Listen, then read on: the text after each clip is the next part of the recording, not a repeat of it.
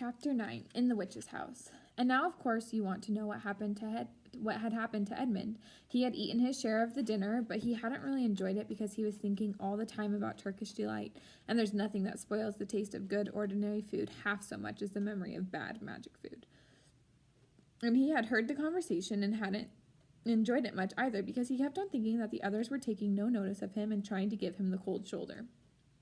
They weren't, but he imagined it, and then he had listened until Mr. Beaver told them about Aslan, until he had heard the whole arrangement for meeting Aslan at the stone table. It was then that he began very quietly to edge himself under the curtain which hung over the door, for the mention of Aslan gave him a mysterious and horrible feeling, just as it gave the others a mysterious and lovely feeling. Just as Mr. Beaver had been repeating the rhyme about Adam's flesh and Adam's bone, Edmund had been very quietly turning the door handle, and just before Mr. Beaver had begun telling him that the White Witch wasn't really human at all, but half a djinn and half a giantess. Edmund had gone outside into the snow and cautiously closed the door behind him. You mustn't think that even now Edmund was quite so bad that he actually wanted his brother and sisters to be turned into stone. He did want Turkish delight and to be a prince and later a king, and to pay Peter out for calling him a beast. As for what the witch would do with the others, he didn't want her to be particularly nice to them, certainly not to put them on the same level as himself, but he managed to believe, or to pretend he believed, that she wouldn't do anything very bad to them, because, he said to himself, all these people who say nasty things about her are her enemies, and probably half of it isn't true. She was jolly nice to me anyway, much nicer than they are. I expect she is the rightful queen, really. Anyway, she'll be better than that awful Aslan. At least that was the excuse he made in his own mind for what he was doing. It wasn't a very good excuse, however, for deep down inside him, he really knew that the White Witch was bad and cruel. The first thing he realized when he got outside and found the snow falling all around him was that he had left his coat behind in the beaver's house, and of course there was no chance of going back to get it now. The next thing he realized was that the daylight was almost gone, for it had been nearly 3 o'clock when they sat down to dinner, and the winter days were short. He hadn't reckoned on this, but he had to make the best of it, so he turned up his collar and shuffled across the top of the dam. Luckily, it wasn't so slippery since the snow had fallen to the far side of the river. It was pretty bad when he reached the far side. It was growing darker every minute, and what with that and the snowflakes swirling all around him, he could hardly see 3 feet ahead.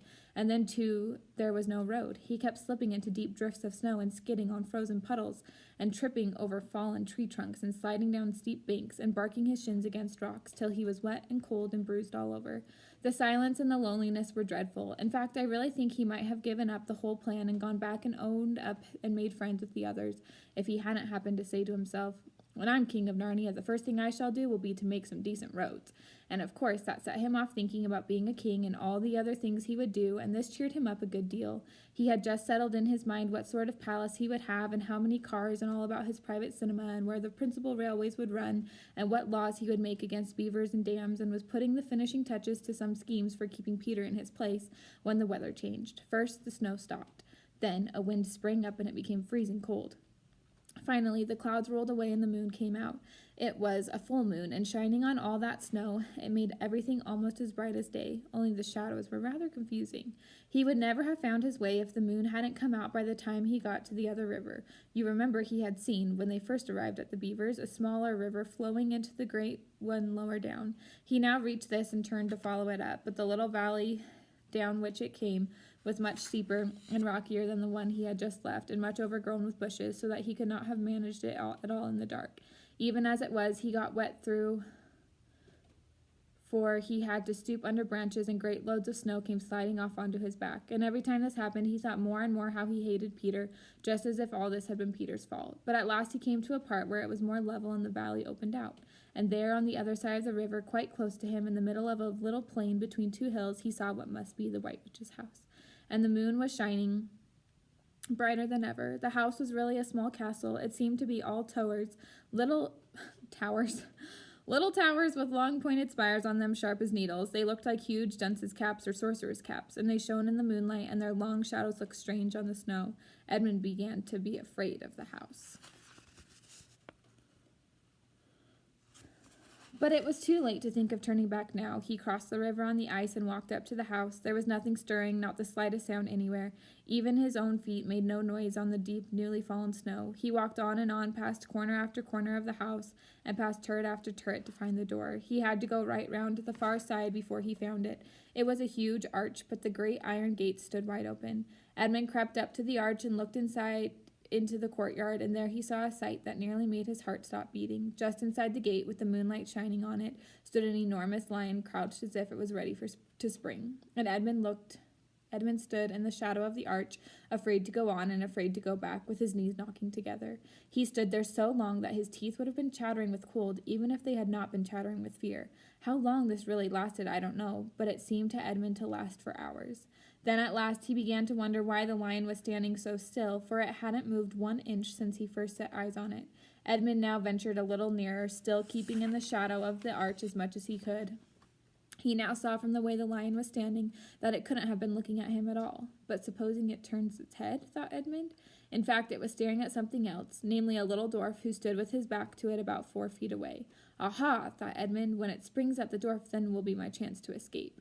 But still the lion never moved, nor did the dwarf. And now at last Edmund remembered what the others had said about the white witch turning people into stone. Perhaps this was only a stone lion, and as soon as he had thought of that, he noticed that the lion's back and the top of its head were covered with snow. Of course it must be only a statue. No living animal would have let itself get covered with snow. Then very slowly, and with his heart beating as if it would burst, Edmund ventured to go up to the lion. Even now he hardly dared to touch it, but at last he put out his hand very quickly and did. It was cold stone. He had been frightened of a mere statue. The relief which Edmund felt was so great that in spite of the cold he suddenly got warm all over, right down to his toes, and at the same time there came into his head what seemed a perfectly lovely idea. Probably, he thought, this is the great lion Aslan that they were all talking about. She's caught him already and turned him into stone. So that's the end of all their fine ideas about him. Pooh, who's afraid of Aslan? And he stood there gloating over the stone lion, and presently he did something very silly and childish. He took a stump of lead pencil out of his pocket and scribbled a mustache on the lion's upper lip, and then a pair of spectacles on its eyes. Then he said, "Yeah, silly old Aslan, how do you like being a stone? You thought yourself mighty fine, didn't you?" But in spite of the scribbles on it, the face of the great stone beast still looked so terrible and sad and noble, staring up in the moonlight, that Edmund didn't really get any fun out of jeering at it. He turned away and began to cross the courtyard. As he got into the middle of it, he saw that there were dozens of statues all about, standing here and there, rather as the pieces stand on a chessboard when it is halfway through the game. There were stone satyrs and stone wolves and bears and foxes and catamounts of stone. There were lovely stone shapes that looked like women, but who were really the spirits of trees. There was the great shape of a centaur and a winged horse and a little lithe creature that Edmund took to be a dragon. They all looked so strange standing there, perfectly lifelike and also perfectly still, in the bright cold moonlight, that it was eerie work crossing the courtyard. Right in the very middle stood a huge shape like a man, but as tall as a tree, with a fierce face and a shaggy beard and a great club in its right hand. Even though he knew that it was only a stone giant and not a live one, Edmund did not like going past it. He now saw that there was a dim light showing from a doorway on the far side of the courtyard. He went to it. There was a flight of stone steps going up to an open door. Edmund went up them. Across the threshold lay a great wolf. It's all right, he kept saying to himself. It's only a stone wolf. It can't hurt me." And he raised his leg to step over it. Instantly, the huge creature rose, with all the hair bristling along its back, opened a great red mouth, and said in a growling voice, "Who's there? Who's there? Stand still, stranger, and tell me who you are." "If you please, sir," said Edmund, trembling so that he could hardly speak, "my name is Edmund, and I'm the son of Adam that Her Majesty met in the wood the other day, and I've come to bring her the news that my brother and sisters are now in Narnia, quite close in the beaver's house. She wanted to see them." "I will tell Her Majesty," said the wolf. "Meanwhile, stand still on the threshold as you value your life." Then it vanished into the house. Edmund stood and waited, his fingers aching with cold and his heart pounding in his chest, and presently the grey wolf, Mogrim, the chief of the witches' secret police, came bounding back and said, come in, fortunate favourite of the queen, or else not so fortunate," and Edmund went in, taking great care not to tread on the wolf's paws. He found himself in a long, gloomy hall with many pillars, full as the courtyard had been of statues. The one nearest the door was a little fawn with a very sad expression on its face, and Edmund couldn't help wondering if this might be Lucy's friend. The only light came from a single lamp, and close beside this sat the White Witch. I'm come, your majesty, said Edmund, rushing eagerly forward. How dare you come alone, said the witch in a terrible voice. Did I not tell you to bring the others with you? Please, your majesty, said Edmund, I've done the best I can. I've brought them quite close. They're in the little house on top of the dam just up the river, with Mr. and Mrs. Beaver. A slow, cruel smile came over the witch's face. Is this all your news? She asked. No, your majesty, said Edmund, and proceeded to tell her all he had heard before leaving the beaver's house. What? Aslan? Cried the queen. Aslan, is this true? If I find you have lied to me. Please, I'm only repeating what they said, stammered Edmund. But the queen, who was no longer attending to him, clapped her hands. Instantly, the same dwarf whom Edmund had seen with her before appeared. Make ready our sledge, ordered the witch, and use the harness without bells. Chapter 10. The spell begins to break. Now we must go back to Mr. and Mrs. Beaver and the other 3 children. As soon as Mr. Beaver said there's no time to lose, everyone began bundling themselves into coats except Mrs. Beaver, who started picking up sacks and laying them on the table and said, Now, Mr. Beaver, just reach down that ham, and here's a packet of tea, and there's sugar and some matches, and if someone will get 2 or 3 loaves out of the crock over there in the corner. What are you doing, Mrs. Beaver? Exclaimed Susan. Packing a load for each of us, dearie, said Mrs. Beaver very coolly. You didn't think we'd set out on a journey with nothing to eat, did you? But we haven't time, said Susan, buttoning the collar of her coat. She may be here any minute. That's what I say, chimed in Mr. Beaver. Get along with you all, said his wife. Think it over, Mr. Beaver. She can't be here for a quarter of an hour at least. But don't we want as big a start as we can possibly get, said Peter, if we're to reach the stone table before her? You've got to remember that, Mrs. Beaver, said Susan. As soon as she has looked in here and finds we're gone, she'll be off at top speed. That she will, said Mrs. Beaver, but we can't get there before her whatever we do, for she'll be on a sledge and we'll be walking. Then have we no hope? Said Susan. No, now don't you get fussing, there's a dear, said Mrs. Beaver, but just get half a dozen clean handkerchiefs out of the drawer, 'cause we've got a hope. We can get there before her, but we can keep under cover and go by ways she won't expect, and perhaps we'll get through. That's true enough, Mrs. Beaver, said her husband, but it's time we were out of this. And don't you start fussing either, Mr. Beaver, said his wife. There, that's better. There's 5 loads and the smallest for the smallest of us. That's you, my dear, she added, looking at Lucy. Oh, do please come on, said Lucy. Well, I'm nearly ready now, answered Mrs. Beaver at last, allowing her husband to help her into her snow boots. I suppose the sewing machine's too heavy to bring? Yes, it is, said Mr. Beaver, a great deal too heavy, and you don't think you'll be able to use it while we're on the run, I suppose?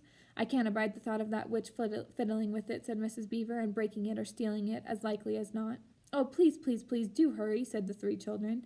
And so at last they all got outside and Mr. Beaver locked the door. It'll delay her a bit, he said, and they set off, all carrying their loads over their shoulders. The snow had stopped and the moon had come out when they began their journey. They went in single file, first Mr. Beaver, then Lucy, then Peter, then Susan, and Mrs. Beaver last of all. Mr. Beaver led them across the dam and onto the right bank of the river, and then along a very rough sort of path among the trees right down by the river bank. The sides of the valley, shining in the moonlight, towered up far above them on either hand. Best keep down here as much as possible, he said. She'll have to keep to the top, for you couldn't bring a sledge down here. It would have been a pretty enough scene to look at through a window from a comfortable armchair, and even as things were, Lucy enjoyed it at first. But as they went on, walking and walking and walking, and as the sack she was carrying felt heavier and heavier, she began to wonder how she was going to keep up at all. And she stopped looking at the dazzling brightness of the frozen river with all of its waterfalls of ice, and at the white masses of the treetops and the great glaring moon and the countless stars, and could only watch the little short legs of Mr. Beaver going pad, pad, pad, pad through the snow in front of her, as if they were never going to stop. Then the moon disappeared and the snow began to fall once more, and at last Lucy was so tired that she was almost asleep and walking at the same time, when suddenly she found that Mr. Beaver had turned away from the river bank to the right and was leading them steeply uphill into the very thickest bushes. And then, as she came fully awake, she found that Mr. Beaver was just vanishing into a little hole in the bank, which had been almost hidden under the bushes until you were quite on top of it. In fact, by the time she realized what was happening, only his short, flat tail was showing. Lucy immediately stooped down and crawled in after him. Then she heard noises of scrambling and puffing and panting behind her, and in a moment all 5 of them were inside. Wherever is this? Said Peter's voice, sounding tired and pale in the darkness. I hope you know what I mean by a voice sounding pale. It's an old hiding place for beavers in bad times, said Mr. Beaver, and a great secret. It's not much of a place, but we must get a few hours' sleep. If you hadn't all been in such a plaguey fuss when we were starting, I'd have brought some pillows, said Mrs. Beaver, It wasn't nearly such a nice cave as Mr. Tumnus's, Lucy thought, just a hole in the ground, but dry and earthy. It was very small, so that when they all lay down, they were all in a bundle of clothes together, and what with that and being warmed up by their long walk, they were really rather snug. If only the floor of the cave had been a little smoother. Then Mrs. Beaver handed round in the dark a little flask out of which everyone drank something. It made one cough and splutter a little and stung the throat, but it also made you feel deliciously warm after you'd swallowed it, and everyone went straight to sleep. It seemed to Lucy only the next minute, though really it was hours and hours later, when she woke up feeling a little cold and dreadfully stiff and thinking how she would like a hot bath.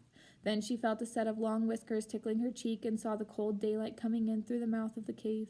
But immediately after that she was very wide awake indeed, and so was everyone else. In fact, they were all sitting up with their mouths and eyes wide open, listening to a sound which was the very sound they'd all been thinking of, and sometimes imagining they heard during their walk last night. It was a sound of jingling bells. Mr. Beaver was out of the cave like a flash the moment he heard it. Perhaps you think, as Lucy thought for a moment, that this was a very silly thing to do, but it was really a very sensible one. He knew he could scramble to the top of the bank among bushes and brambles without being seen, and he wanted above all things to see which way the witch's sledge went. The others all sat in the cave waiting and wondering. They waited nearly 5 minutes, then they heard something that frightened them very much. They heard voices. "Oh," thought Lucy, "he's been seen. She's caught him." Great was their surprise when a little later they heard Mr. Beaver's voice calling to them from just outside the cave. "It's all right," he was shouting. "Come out, Mrs. Beaver. Come out, sons and daughters of Adam. It's all right. It isn't her." This was bad grammar, of course, but that is how beavers talk when they are excited. I mean, in Narnia. In our world, they usually don't talk at all. So Mrs. Beaver and the children came bundling out of the cave, all blinking in the daylight and with earth all over them and looking very frosty and unbrushed and uncombed and with the sleep in their eyes. "Come on," cried Mr. Beaver, who was almost dancing with delight. "Come and see. This is a nasty knock for the witch. It looks as if her power is already crumbling." "What do you mean, Mr. Beaver?" panted Peter as they all scrambled up the steep bank of the valley together. "Didn't I tell you," answered Mr. Beaver, "that she'd made it always winter and never Christmas? Didn't I tell you? Well, just come and see." And then they were all at the top and did see. It was a sledge, and it was reindeer with bells on their harness, but they were far bigger than the witch's reindeer, and they were not white but brown. And on the sledge sat a person whom everyone knew the moment they set eyes on him. He was a huge man in a bright red robe, bright as holly berries, with a hood that had fur inside it, and a great white beard that fell like a foamy waterfall over his chest. Everyone knew him because, though you see people of his sort only in Narnia, you see pictures of them and hear them talked about even in our world, the world on this side of the wardrobe door. But when you really see them in Narnia, it is rather different. Some of the pictures of Father Christmas in our world make him look only funny and jolly, but now that the children actually stood looking at him, they didn't find it quite like that. He was so big and so glad and so real that they all became quite still.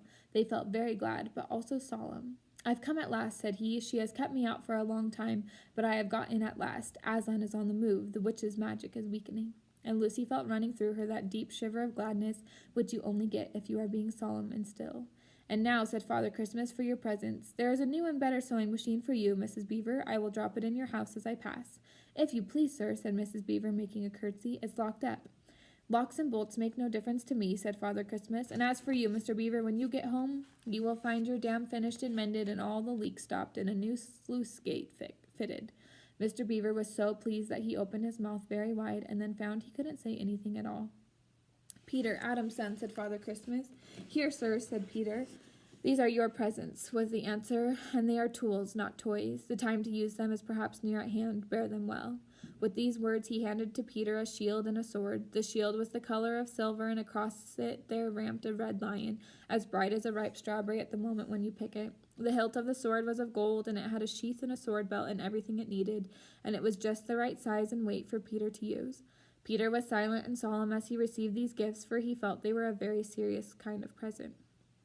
"Susan, Eve's daughter," said Father Christmas, "these are for you." And he handed her a bow and a quiver full of arrows and a little ivory horn. "You must use the bow only in great need," he said, "for I do not mean you to fight in the battle. It does not easily miss, and when you put this horn to your lips and blow it, then, wherever you are, I think help of some kind will come to you. Last of all," he said, "Lucy, Eve's daughter." And Lucy came forward. He gave her a little bottle of what looked like glass, but people said afterward that it was made of diamond, and a small dagger. "In this bottle," he said, "there is a cordial made of the juice of one of the fire flowers that grow in the mountains of the sun. If you or any of your friends is hurt, a few drops of this will restore them, and the dagger is to defend yourself at great need, for you also are not to be in the battle." "Why, sir?" said Lucy. I think I don't know, but I think I could be brave enough. That is not the point, he said, but battles are ugly when women fight, and now, here he suddenly looked less grave, here is something for the moment for you all. And he brought out, I suppose from the big bag at his back, but nobody quite saw him do it, a large tray containing 5 cups and saucers, a bowl of lump sugar, a jug of cream, and a great big teapot all sizzling and piping hot. Then he cried out, Merry Christmas, long live the true king, and cracked his whip, and he and the reindeer and the sledge and all were out of sight before anyone realized that they had started. Peter had just drawn his sword out of its sheath and was showing it to Mr. Beaver when Mrs. Beaver said, now then, don't stand talking there till the tea's cold, just like men. Come and carry the tray down and we'll have breakfast. What a mercy I thought of bringing the bread knife. So down the steep bank they went and back to the cave, and Mr. Beaver cut some of the bread and ham into sandwiches, and Mrs. Beaver poured out the tea, and everyone enjoyed themselves. But long before they had finished enjoying themselves, Mr. Beaver said, time to be moving on now. All right, we will stop there.